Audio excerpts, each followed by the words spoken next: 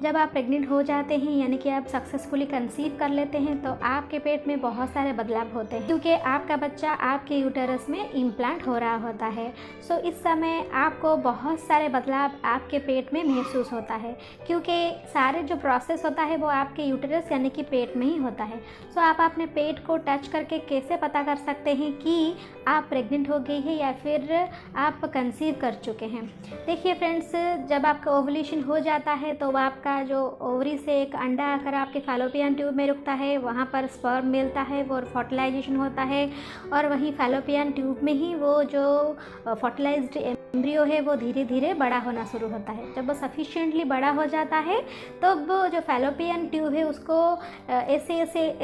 एक मूवमेंट में धकेलता है यूटेरस की तरफ। फिर वो जो एम्ब्रियो है यानी कि जो बच्चा है वो आकर यूटेरस की दीवार में आकर चिपकता है, वहाँ पर आपको ये खुरेदता है। सो ये जो प्रोसेस होता है यानी कि जो फैलोपियन ट्यूब में होता है फिर फैलोपियन ट्यूब से आकर यूटेरस की दीवार में चिपकता है, ये जितने सारे मूवमेंट होता है इस समय आपको थोड़ा बहुत क्रैम्पिंग महसूस हो सकता है, जिसको कि हम इम्प्लांटेशन क्रैम्पिंग बोलते हैं। ये आपको एक साइड में भी हो सकता है या फिर बिल्कुल भी नाभि के नीचे भी एक थोड़ा थोड़ा क्रैम्पिंग महसूस हो सकता है। ये जो पेन है बहुत माइल्ड होता है, लेकिन बहुत सारे महिलाएं इसे महसूस भी करते हैं।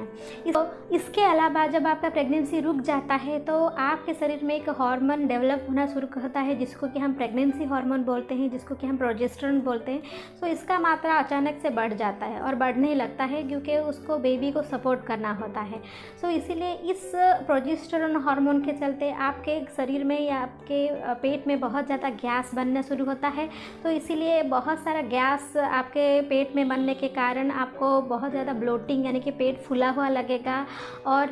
प्रोजेस्टेरोन हार्मोन के चलकर आपका डाइजेशन भी बहुत धीमा हो जाएगा। सो बहुत सारे महिलाओं को कॉन्स्टिपेशन भी होता है अर्ली प्रेगनेंसी में, यानी कि जब उनका पीरियड मिस भी नहीं होता है, वो प्रेगनेंसी कन्फर्म भी नहीं किए होते हैं, पीरियड अभी आने को बाकी होता है, फिर भी उस समय उनको बहुत ज़्यादा कॉन्स्टिपेटेड वो फील करते हैं, क्योंकि प्रोजेस्टेरोन हार्मोन के चलते आपका डाइजेशन प्रोसेस बिल्कुल भी कम हो जाता है। आपको थोड़ा सा भी खाने से आपका पेट भारी भारी लगेगा, पेट को टच करने से भी आपको थोड़ा हार्ड फील होगा। इसके अलावा आपके पेट के निचले हिस्से में ऐसा लगेगा कि जैसे मसल पेन हो रहा है या फिर कुछ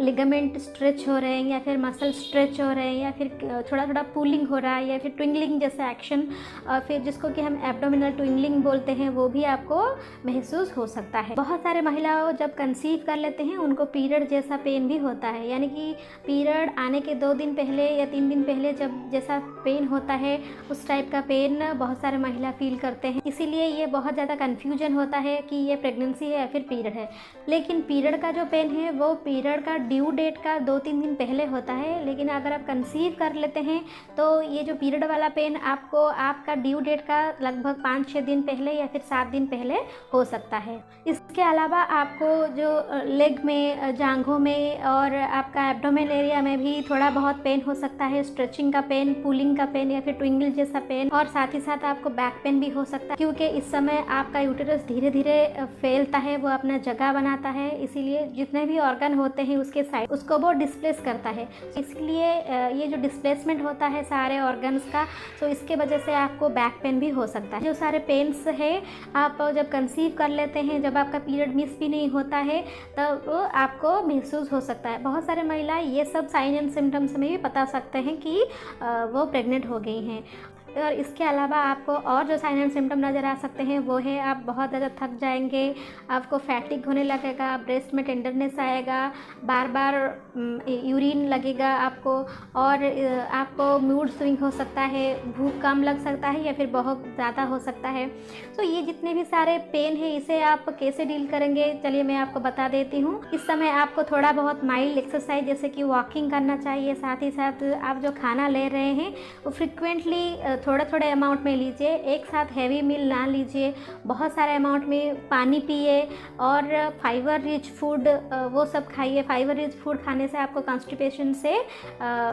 थोड़ा हेल्प मिलेगा, और साथ ही साथ रेस्ट भी कीजिए। सो मैं उम्मीद करती हूँ कि ये वीडियो आपको ज़रूर मदद करेगा जब आप प्रेगनेंसी कंसीव कर लेते हैं तो आपके पेट में क्या क्या बदलाव होते हैं, और इस बदलाव से आप कैसे पहचान सकेंगे कि आप कंसीव की है या फिर नहीं।